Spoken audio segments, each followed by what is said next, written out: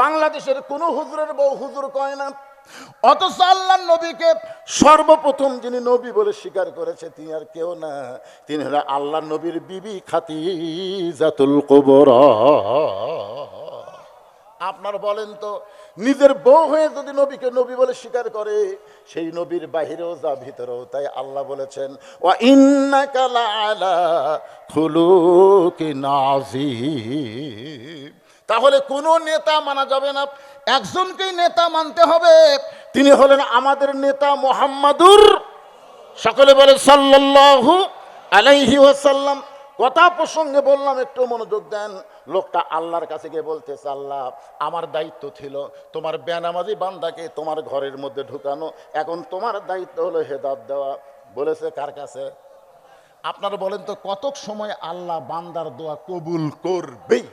যখন বান্দা ও আমিলা সালিহা ওয়া ক্বালা ইন্নানি মিনাল মুসলিমিন। আপনারা বলেন তো, যে লোকটা নামাজের দাওয়াত দেয় বেনামাজিকে আল্লাহর ঘরের মধ্যে নিয়ে গেছে, এই মানুষের মধ্যে নেক আমল আছে না নাই? এই মানুষটা একজন যে মুসলমান, এই ব্যাপারে কোনো সন্দেহ আছে? কারণ খালি খালি বলা হয়নি, ওই টাকা খরচ করেও কাম করতেছে। আল্লাহ দোয়া কবুল করছে। আসরে 4 রাকাত ফরজ নামাজ শেষ হয়ে গেলে নামাজি বলতেছে, ভাই নামাজ তো শেষ, চলো যাই। বেনামাজি কান্না শুরু করছে। নামাজি বলতেছে, কান্দো কেন? বলে, ভাই নামাজের মধ্যে এত শান্তি আমি বাইরে থেকে কোনোদিন বুঝবার পারিনি রে। আজকে ভিতরে এসে 4 রাকাত নামাজ পড়ে সেইটা যখন যাই, মনে হয় আমার কলিজার মধ্যে আমার আল্লাহর মহব্বত এসে গেছে। জোরে কর সুবহানাল্লাহ। এই জন্য আল্লাহ কোরআনে বলেছেন ওয়াসজুদ ওয়াক্তারিব, তুমি যখন সেজদায় যাবে আমি আল্লাহ তোমার নিকটে চলে যাবো। জোরে কর সুবহানাল্লাহ। এদিকে কি গল্প শুরু হলো? তোমাকে কি গল্প বাজান? এমনি তো মাইক কথা বলতেছে না, সাউন্ড দিলে হবে না রে পাগল। জোরে চিল্লালে মানুষ কি কয়, এত জোরে চিল্লাস কেন বোঝা যায় না। আবার আস্তে করে জনগণ কি কয়, ফিস ফিস করিস কেন শোনা যায় না। তার মানে জোরেও ভালো না, আস্তেও ভালো না, মাঝারিটা সবসময় ভালো। জোরে কোন কথা ঠিক কিনা? আমার কথা কি আপনার বুঝতে পারতেছেন? বুঝতে পারতেছেন তো? আলহামদুলিল্লাহ। এশার নামাজ পড়ে হযরত আলী বলতেছেন, ইয়া রাসূলুল্লাহ, আমি শুনলাম এই দুনিয়াতে 10 জন সাহাবীকে আল্লাহ নাকি আশারে মুবাশশারা ডিগ্রি দিছে।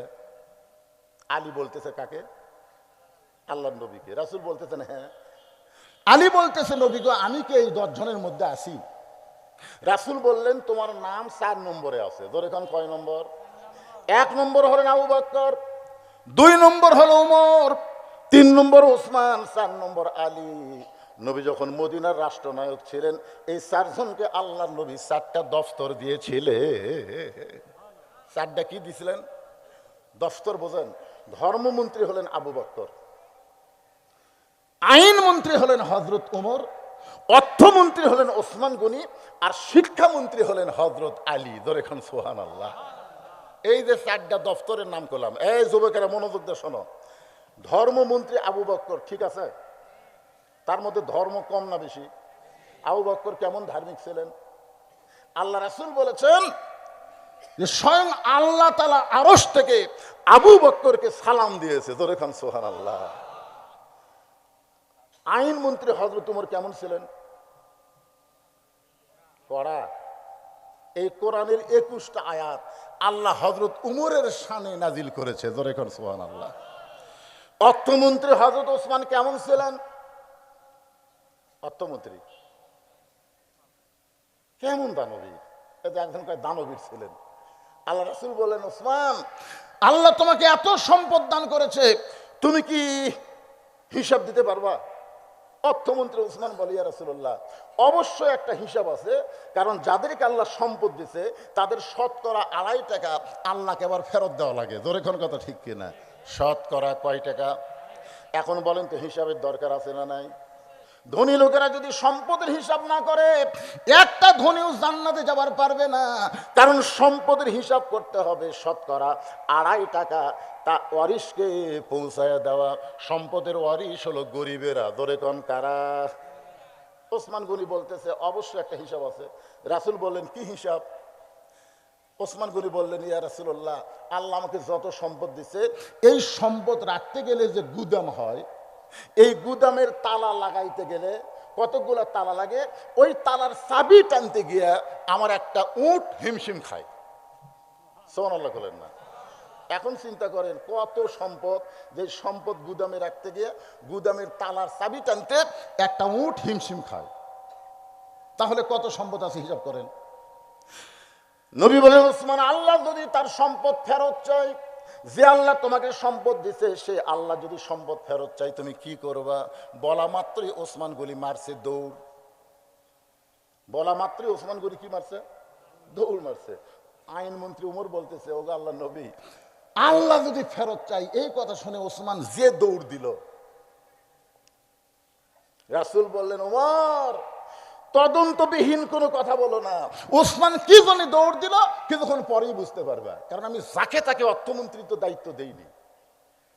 কিছুক্ষণ পরে ওসমান গনি ওই যে চাবি বহন করা ওই উটটা আল্লাহ নবীর কাছে নিয়ে এসে বললেন, ইয়া রাসূলুল্লাহ, যত সম্পদ আছে সমস্ত সম্পদ সহ গুদামগুলো তালা সহ এই চাবি সহ উটটা আমি আল্লাহ দিয়ে দিলাম।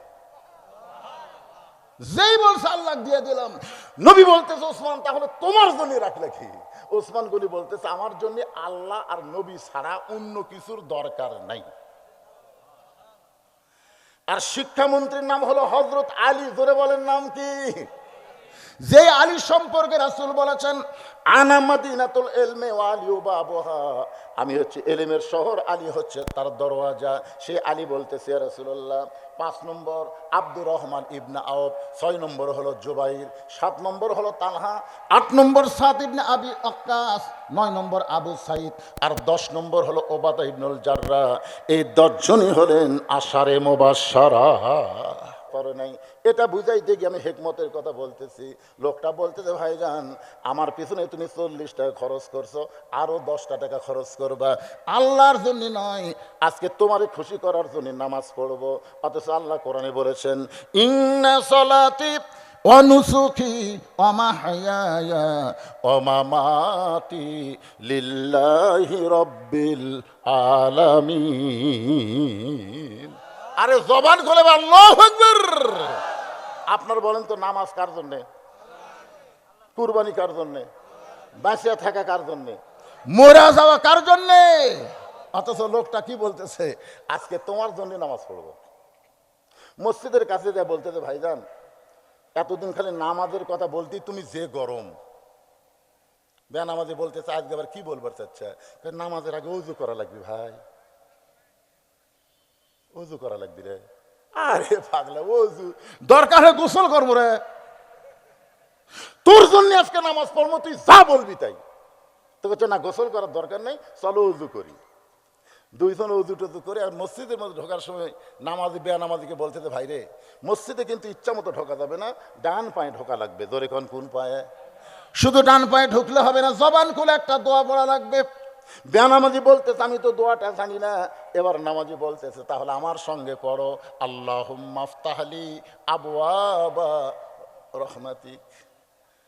নামাজির সাথে বেনামাজি দোয়া পড়ে যেই মাত্র মসজিদের মধ্যে ঢুকছে, নামাজি এক দৌড়ে সামনে কাতারে গেছে। কোন কাতারে? বেনামাজি কেবল ঢুকতেছে আর নামাজের সামনে কাতারে গিয়ে বলতেছে, আল্লাহ, আল্লাহ, আমার দায়িত্ব হলো দাওয়াত দেওয়া। আগে দাওয়াত দিছি, খালি রাগই হচ্ছিল, আজকে 40 টাকা খরচ করছি, আজকে মসজিদের মধ্যে ঢুকছে, আল্লাহ, আমার দায়িত্ব হলো দাওয়াত দেওয়া, আর তোমার দায়িত্ব হলো হেদায়েত দেওয়া। আপনারা বলেন তো, আমাকে দায়িত্ব কি? হেদায়েত দেওয়ার দায়িত্ব কার? তা আমার দায়িত্ব হলো দাওয়াত দেওয়া। আমি যেভাবেই হোক দাওয়াত দিয়ে তোমার ঘরের মধ্যে ঢুকেছি। এখন তোমার দায়িত্ব হলো হেদায়েত দেওয়া, তুমি কি করবা সেটা তুমি জানো। তুমি আমার ধরবার পারবা না, কারণ 400 বার আমি নবী আবু জেহেলের কাছে কলেমার দাওয়াত দিছি। জোরে কান সুবহানাল্লাহ।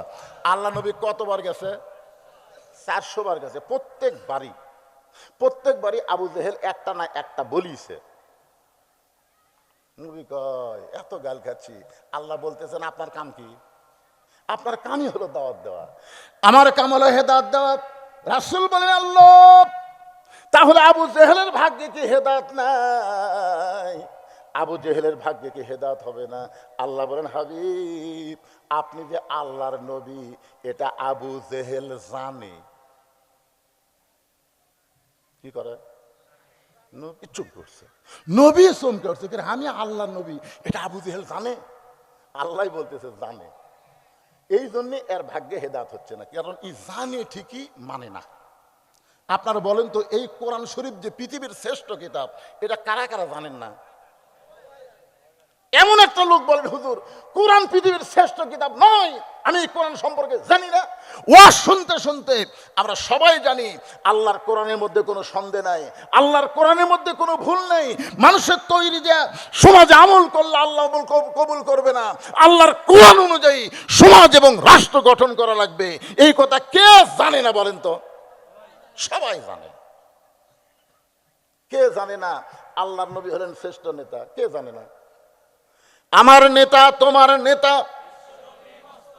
যারা বলতেছেন না আল্লাহ, যারা বিশ্বনবী শ্রেষ্ঠ নেতাটা যারা বলতেছে না, এরা কিন্তু হাসরের ময়দানে বিচারের দিনে ধরা খাবি।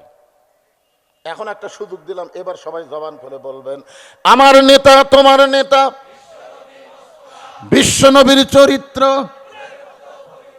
আপনি যেই নেতাকে নেতা বানা পিছনে পিছনে ঘুরতেছেন, ওই নেতার চরিত্র কেমন?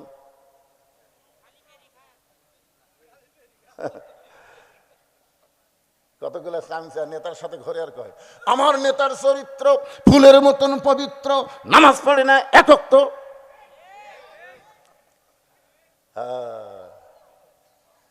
আমি একদিন আমার বউকে 500 টাকা দিয়ে বললাম, 500 টাকা দিয়ে বললাম তুমি খালি আমাকে একবার হুজুর কত। আমার মনের মধ্যে খুবই আশা বউ আমাকে হুজুর কক একটু শুনবার চাই, কিন্তু বউ 500 টাকা নিয়ে খালি মুসকে মুসকে হাসে। আমি বললাম রে 500 টাকা দিছি একবার হুজুর খাওয়ার জন্য। বউ বলতেছে আরো 500 টাকা দেন। তাই আবার 500 টাকা দিয়ে বললাম ঠিক আছে কও। বউ বলতেছে আমার মুখ যে ফসকে যাচ্ছে। আমি বললাম কেন? বলে জনগণ আপনাকে চিনে না তাই হুজুর কয়, কিন্তু আমি তো মালটা চিনি। আমি বলি টাকা ফেরত দে, ফেরত দে। তুই টাকা লিয়া মালটা বলতেছিস, তার মানে বাংলাদেশের কোন পীরের বউ মুরিদ হয় না পীরের কাছে, খোঁজলে দেখবেন কোন পীরের বউ ওই পীরের কাছে মুরিদ হয় না। কারণ বউ জানে আমার পীর মাঝে মধ্যে মুরিদের বইয়ের দিকে তাকে চোখ মারে। অনেক নেতারা কিন্তু ভোটের আগে জনগণকে খুশি করার জন্য নামাজ পড়ে। আপনাকে এলাকাত পড়ে না, আমার এলাকাত পড়ে। এক নেতা এক আসরের নামাজই 2 বার পড়িছে। উত্তর পাড়াতে পড়ছে, দক্ষিণ পাড়াতে পড়ছে। উত্তর পাড়া আহলে হাদিস, আর আসরের নামাজ আগে পড়ে। কখন পড়ে? 3টার সময় পড়ে। আর দক্ষিণ পাড়ার এরা হানাফি, এরা পড়ে 4টার সময়। এখনকার কথা বলতেছি, ওরা 3টার, এরা 4টার। তো ওটি 3টার সময় নামাজ পড়ে আহলে হাদিসের মধ্যে ভোট চাচ্ছে। এই পাড়াতে এসে দেখে আবার নামাজ, ওটি আবার নামাজ আদায় করছে। স্যামসে বলতেছে স্যার আজকে কিন্তু 2 বার হলো। ভোটের আগে তো অসুবিধা কি? এটাকে আল্লাহর জন্য পড়তেছি, ভোট কামাইয়ের জন্য পড়তেছি। আপনারা বলেন তো এইরকম মানুষকে দেখানোর জন্য নামাজ আছে না নাই? আল্লাহ সূরা মাউনের মধ্যে বলেছেন ফাওয়াইলুল লিল মুসাল্লিন আল্লাযীনা হুম আন সালাতিহিম সাহুন আল্লাযীনা হুম ইরাউন ওয়া ইয়ামনাউনাল মাউন। সারা বছর টুপি মাথার নাই, ভোটের আগে অনেক নেতার মাথার টুপি আছে না নাই? আর আমাদেরকে বলে ধর্ম লিয়ে হুজুররা ব্যবসা করে। হুজুররা ধর্ম লিয়ে ব্যবসা করে না, হুজুররা ধর্ম অনুসারে চলার জন্য মানুষকে বলে। জোরে কোন কথা ঠিক কিনা? হঠাৎ হঠাৎ এই যে আল্লাহ কোরআনে বললেন আরো আইতাল্লাযী ইউকাযযিবু বিদ্দিন ফাযালিকাল্লাযী ইয়াদুল ইয়াতীম ওয়া লা ইয়াহুদ্দু আলা তাআমিল মিসকিন। আল্লাহু আকবার। ধর্মের নামে মিথ্যাবাদী কারা?